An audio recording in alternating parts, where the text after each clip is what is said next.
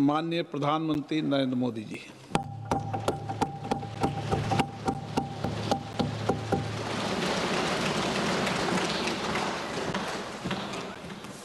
आदरणीय अध्यक्ष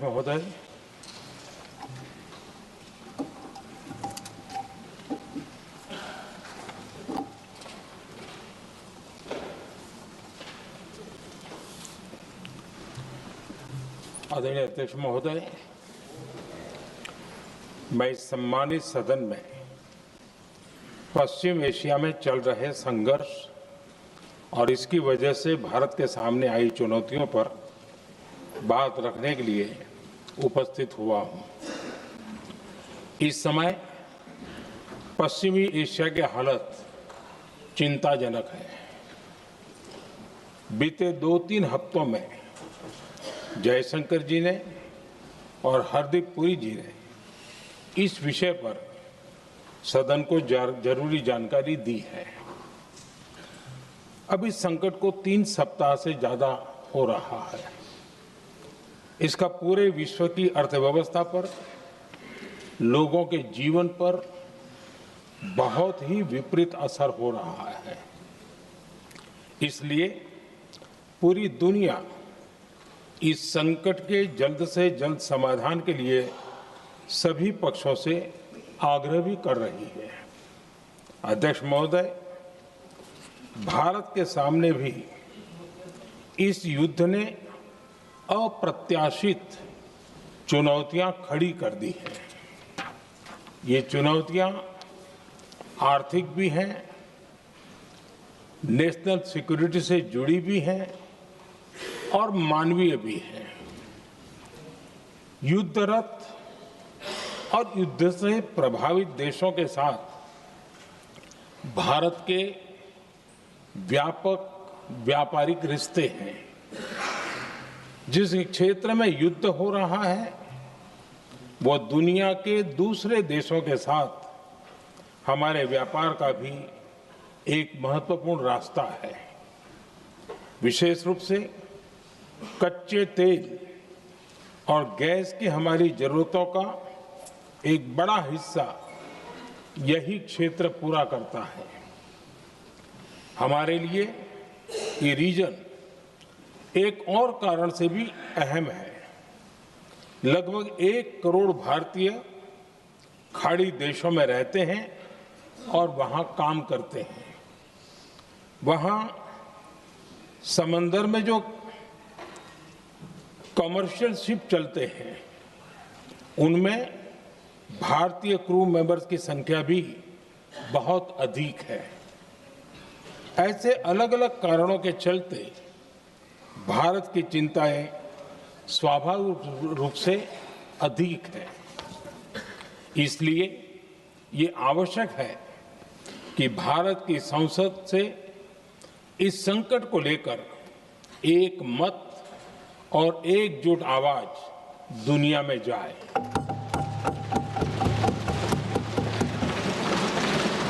अध्यक्ष जी, जब से ये युद्ध शुरू हुआ है तब से ही प्रभावित देशों में हर भारतीय को जरूरी मदद दी जा रही है। मैंने खुद पश्चिम एशिया के ज्यादातर देशों के राष्ट्राध्यक्षों के साथ 2 राउंड फोन पर बात की है। सभी ने भारतीयों की सुरक्षा का पूरा आश्वासन दिया है। दुर्भाग्य से इस दौरान कुछ लोगों की दुखद मृत्यु हुई है और कुछ घायल हुए हैं। ऐसे मुश्किल हालात में परिवारजनों को आवश्यक मदद दी जा रही है। जो घायल है उनका बेहतर इलाज सुनिश्चित कराया जा रहा है। अध्यक्ष जी, प्रभावित देशों में हमारे जितने भी मिशन हैं वो निरंतर भारतीयों की मदद करने में जुटे हैं। वहां काम करने वाले भारतीय हो या फिर जो टूरिस्ट वहां गए हैं, सभी को हर संभव मदद दी जा रही है। हमारे मिशन नियमित रूप से एडवाइजरी जारी कर रहे हैं। यहां भारत में और अन्य प्रभावित देशों में 24/7 कंट्रोल रूम और आपातकालीन हेल्पलाइन स्थापित की गई है। इनके माध्यम से सभी प्रभावितों को त्वरित जानकारी दी जा रही है। अध्यक्ष जी, संकट की स्थिति में देश विदेश में भारतीयों की सुरक्षा हमारी बहुत बड़ी प्राथमिकता रही है। युद्ध शुरू होने के बाद से लेकर अब तक 3,75,000 से अधिक भारतीय सुरक्षित भारत लौट चुके हैं। ईरान से ही अभी तक लगभग 1,000 भारतीय सुरक्षित वापस लौटे हैं। इनमें 700 से अधिक मेडिकल की पढ़ाई करने वाले युवा हैं। खाड़ी देशों में भारतीय स्कूलों में हजारों विद्यार्थी पढ़ते हैं। सीबीएसई ने ऐसे सभी भारतीय स्कूलों में होने वाली कक्षा 10वीं और 12वीं की निर्धारित परीक्षाओं को रद्द कर दिया है। इन बच्चों की पढ़ाई निर्बाध चलती रहे, इसके लिए सीबीएसई उचित कदम उठा रही है। यानी सरकार संवेदनशील भी है, सतर्क भी है और हर सहायता के लिए तत्पर भी है। माननीय अध्यक्ष जी, भारत में बड़ी मात्रा में कच्चा तेल, गैस और फर्टिलाइजर जैसी अनेक जरूरी चीजें हॉर्मुज स्ट्रेट के रास्ते से आती हैं। युद्ध के बाद से ही हॉर्मुज स्ट्रेट में जहाजों का आना जाना बहुत चुनौतीपूर्ण हो गया है। बावजूद इसके हमारी सरकार का ये प्रयास रहा है कि पेट्रोल, डीजल और गैस की सप्लाई बहुत ज्यादा प्रभावित न हो, देश के सामान्य परिवारों को परेशानी भी कम से कम हो, इस पर हमारा फोकस रहा है। हम सभी जानते हैं, देश अपनी जरूरत की 60% एलपीजी आयात करता है। इसकी सप्लाई में अनिश्चितता के कारण सरकार ने एलपीजी के डोमेस्टिक उपयोग को प्राथमिकता दी है। साथ ही एलपीजी के देश में ही उत्पादन को भी बढ़ाया जा रहा है। पेट्रोल, डीजल की सप्लाई पूरे देश में सुचारू रूप से होती रहे, इस पर भी लगातार काम किया गया है। अध्यक्ष जी, आज की इन परिस्थितियों में एनर्जी सिक्योरिटी को लेकर बीते एक दशक में उठाए गए कदम और भी प्रासंगिक हो गए हैं। भारत ने बीते 11 वर्षों में अपनी एनर्जी इंपोर्ट का डाइवर्सिफिकेशन किया है। पहले क्रूड ऑयल, एलएनजी, एलपीजी ऐसी एनर्जी जरूरतों के लिए 27 देशों से इंपोर्ट किया जाता था। वहीं आज भारत 41 देशों से एनर्जी इंपोर्ट करता है। अध्यक्ष जी, बीते दशक में भारत ने संकट के ऐसे ही समय के लिए कच्चे तेल के भंडारण को भी प्राथमिकता दी है। आज भारत के पास 53 लाख मीट्रिक टन से अधिक का स्ट्रेटेजिक पेट्रोलियम रिजर्व है और 65 लाख मीट्रिक टन से अधिक के रिजर्व की व्यवस्था पर देश काम कर रहा है। हमारी तेल कंपनियों के पास जो रिजर्व रहता है वो अलग है। बीते 11 वर्षों में हमारी रिफाइनिंग कैपेसिटी में भी उल्लेखनीय वृद्धि हुई है। अध्यक्ष जी, सरकार अलग अलग देशों के सप्लायर्स के साथ भी लगातार संपर्क में है। प्रयास ये है कि जहां से संभव हो वहां से तेल और गैस की सप्लाई होती रहे। भारत सरकार गल्फ और आसपास के शिपिंग रूट्स पर निरंतर नजर बनाए हुए है। हमारा प्रयास है कि तेल हो, गैस हो, फर्टिलाइजर हो, ऐसे हर जरूरी सामान से जुड़े जहाज भारत तक सुरक्षित पहुंचे। हम अपने सभी वैश्विक सहयोगियों के साथ निरंतर संवाद कर रहे हैं ताकि हमारे मैरीटाइम कॉरिडोर सुरक्षित रहे। ऐसे प्रयासों के कारण बीते दिनों हॉर्मुज स्ट्रेट में फंसे हमारे कई जहाज भारत आए भी हैं। अध्यक्ष जी, संकट के इस समय में देश की एक और तैयारी भी बहुत काम आ रही है। पिछले 10-11 साल में इथेनॉल के उत्पादन और उसकी ब्लेंडिंग पर अभूतपूर्व काम हुआ है। एक दशक पहले तक देश में सिर्फ 1-1.5% इथेनॉल ब्लेंडिंग कैपेसिटी थी। आज हम पेट्रोल में 20% इथेनॉल ब्लेंडिंग के करीब पहुंच रहे हैं। इसके कारण प्रति वर्ष करीब 4.5 करोड़ बैरल कम ऑयल इंपोर्ट करना पड़ रहा है। ऐसे ही रेलवे के बिजलीकरण से भी बहुत बड़ा फायदा हो रहा है। अगर रेलवे का इतना बिजलीकरण न होता तो हर साल करीब 180 करोड़ लीटर डीजल अतिरिक्त लगता। ऐसे ही हमने मेट्रो का नेटवर्क बढ़ाया है।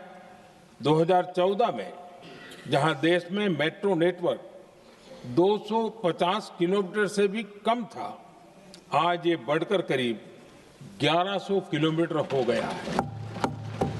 हमने इलेक्ट्रिक मोबिलिटी पर बहुत अधिक बल दिया।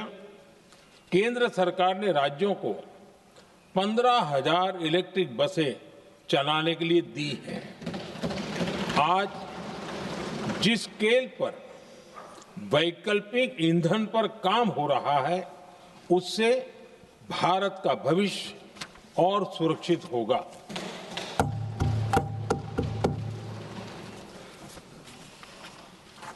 आदरणीय अध्यक्ष जी, हम जानते हैं कि एनर्जी आज इकोनॉमी की रीढ़ है और ग्लोबल एनर्जी नीड्स को पूरा करने वाला एक बड़ा सोर्स वेस्ट एशिया है। स्वाभाविक है कि दुनिया भर की अर्थव्यवस्था वर्तमान संकट से प्रभावित हो रही है और भारत पर इसका कम से कम दुष्प्रभाव हो, इसके लिए निरंतर प्रयास किए जा रहे हैं। सरकार इसके शॉर्ट टर्म, मीडियम टर्म और लॉन्ग टर्म ऐसे हर असर के लिए एक रणनीति के साथ काम कर रही है। आज भारत की इकोनॉमी के फंडामेंटल्स मजबूत है। इससे भी देश को बहुत मदद मिली है।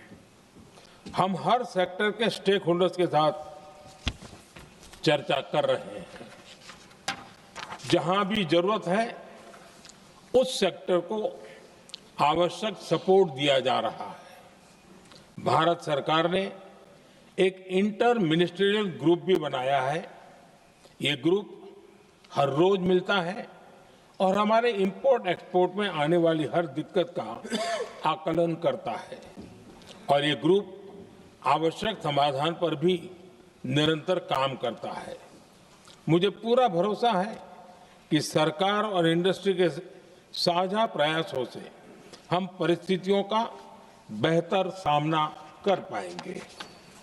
माननीय अध्यक्ष जी, एक बड़ा सवाल ये है कि युद्ध का खेती पर क्या प्रभाव होगा। देश के किसानों ने हमारे अन्न के भंडार भर रखे हैं, इसलिए भारत के पास पर्याप्त खाद्यान्न है। हमारा ये भी प्रयास है कि खरीफ सीजन की ठीक से बुआई हो सके। सरकार ने बीते सालों में आपात स्थिति से निपटने के लिए खाद की पर्याप्त व्यवस्था भी की है। अतीत में भी हमारी सरकार ने दुनिया के संकटों का बोझ किसानों पर नहीं पड़ने दिया था। कोरोना और उस समय के युद्धों के दौरान उस समय भी ग्लोबल सप्लाई चेन में डिस्टरप्शन आ गई थी। दुनिया के बाजार में यूरिया की एक बोरी 3,000 रुपये तक पहुंच गई, लेकिन भारत के किसानों को वही बोरी 300 रुपये से भी कम कीमत में उपलब्ध कराई गई। अध्यक्ष जी, देश के किसानों को इस प्रकार के संकटों से बचाने के लिए भी बीते वर्षों में अनेक कदम उठाए गए हैं। पिछले एक दशक में देश में 6 यूरिया प्लांट शुरू किए गए हैं। इससे सालाना 76 लाख मैट्रिक टन से अधिक की यूरिया प्रोडक्शन कैपेसिटी जुड़ी है। इस दौरान डीएपी और एनपीकेएस जैसी खाद का घरेलू उत्पादन भी करीब 50 लाख मैट्रिक टन बढ़ाया गया है। इतना ही नहीं, तेल और गैस की तरह खाद के आयात को भी डाइवर्सिफाई किया गया है। ऐसे ही डीएपी और एनपीके के आयात के लिए भी हमने अपने विकल्पों को विस्तार किया है। अध्यक्ष जी, सरकार ने देश के किसानों को made in India nano urea का विकल्प भी दिया है। सरकार किसानों को प्राकृतिक खेती के लिए भी प्रोत्साहित कर रही है। पीएम कुसुम योजना के तहत किसानों को 22 लाख से ज्यादा सोलर पंप दिए गए हैं। इससे भी डीजल पर उनकी निर्भरता कम हुई है। मैं सदन के माध्यम से देश के किसानों को विश्वास दिलाता हूं कि सरकार किसानों की हर संभव मदद करती रहेगी। आदरणीय अध्यक्ष जी, युद्ध का एक बहुत बड़ा चैलेंज ये भी है कि भारत में गर्मी का मौसम शुरू हो रहा है। आने वाले समय में बढ़ती गर्मी के साथ बिजली की डिमांड बढ़ती जाएगी। फिलहाल देश के सभी पावर प्लांट्स के पर्याप्त कोल स्टॉक उपलब्ध है। भारत ने लगातार दूसरे साल 100 करोड़ टन कोयला उत्पादन करने का रिकॉर्ड बनाया है। पावर जनरेशन से लेकर पावर सप्लाई तक के हमारे सभी सिस्टम की निरंतर मॉनिटरिंग भी की जा रही है और सरकार की तैयारियां उसको रिन्यूएबल एनर्जी से भी मदद मिली है। बीते दशक में रिन्यूएबल एनर्जी की तरफ देश ने बड़े कदम उठाए हैं। आज हमारी total installed power generation capacity का आधा हिस्सा रिन्यूएबल सोर्स से आता है। हमारी कुल रिन्यूएबल क्षमता आज 250 गीगावाट के ऐतिहासिक आंकड़े को पार कर गई है। बीते 11 वर्षों में देश ने अपनी सोलर पावर कैपेसिटी करीब 3 गीगावाट से बढ़ाकर 140 गीगावाट तक पहुंचाई है। बीते वर्षों में देश में करीब 40 लाख रूफटॉप सोलर लगे हैं। इसमें पीएम सूर्यघर मुफ्त बिजली योजना से भी लोगों को काफी मदद मिली है। गोवर्धन योजना के तहत देश में आज 200 कॉम्प्रेस्ड बायोगैस प्लांट भी काम करना शुरू कर चुके हैं। ये सारे प्रयास आज देश के बहुत काम आ रहे हैं। सरकार ने भविष्य की तैयारी और बढ़ाते हुए शांति एक्ट माध्यम से देश में न्यूक्लियर एनर्जी के उत्पादन को भी प्रोत्साहित किया है।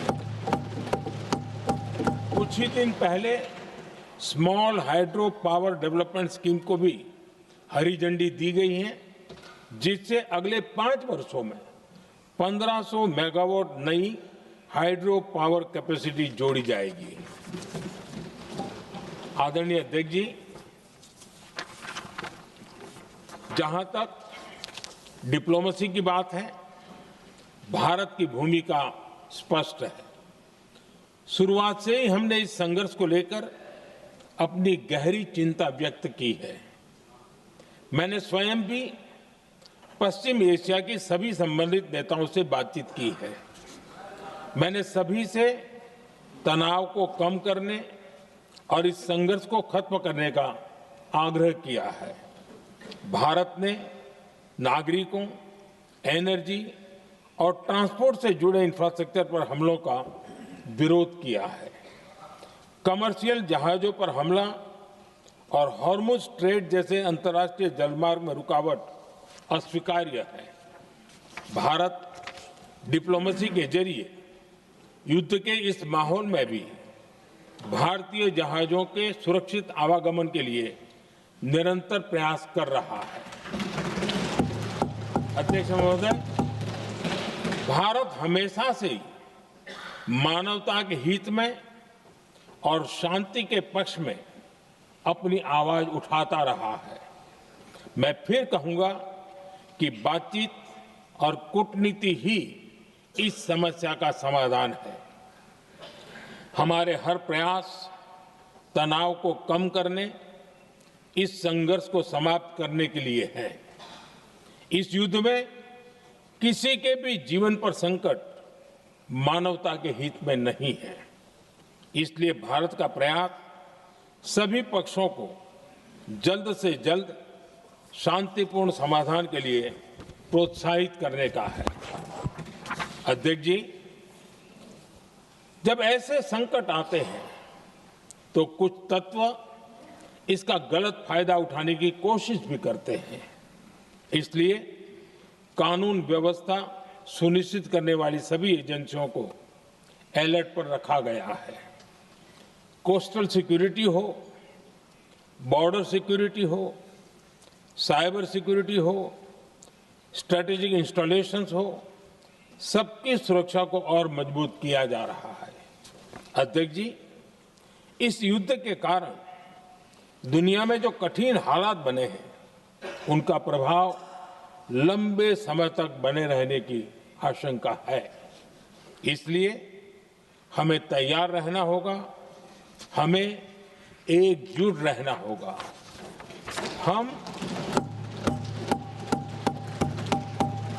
हम कोरोना के समय भी एकजुटता से ऐसी चुनौतियों का सामना कर चुके हैं। अब हमें फिर से उसी तरह तैयार रहने की आवश्यकता है। धीरज के साथ, संयम के साथ, शांत मन से हमें हर चुनौती का मुकाबला करना है और यही हमारी पहचान है, यही हमारी ताकत है। और हां, हमें बहुत सावधान और सतर्क भी रहना है। हालात का फायदा उठाने वाले झूठ फैलाने का प्रयास करेंगे, ऐसे लोगों की कोशिशों को सफल नहीं होने देना है। मैं देश की सभी राज्य सरकारों से भी इस सदन के माध्यम से आग्रह करूंगा, ऐसे समय में कालाबाजारी करने वाले, जमाखोरी करने वाले एक्टिव हो जाते हैं। इसके लिए कड़ी मॉनिटरिंग जरूरी है। जहां से भी ऐसी शिकायतें आती हैं, वहां त्वरित कार्रवाई होनी चाहिए। देश की हर सरकार और देश का हर नागरिक जब मिलकर चलेंगे तो हम हर चुनौती को चुनौती दे सकते हैं। इसी आग्रह के साथ मैं अपना वक्तव्य समाप्त करता हूं। बहुत बहुत धन्यवाद।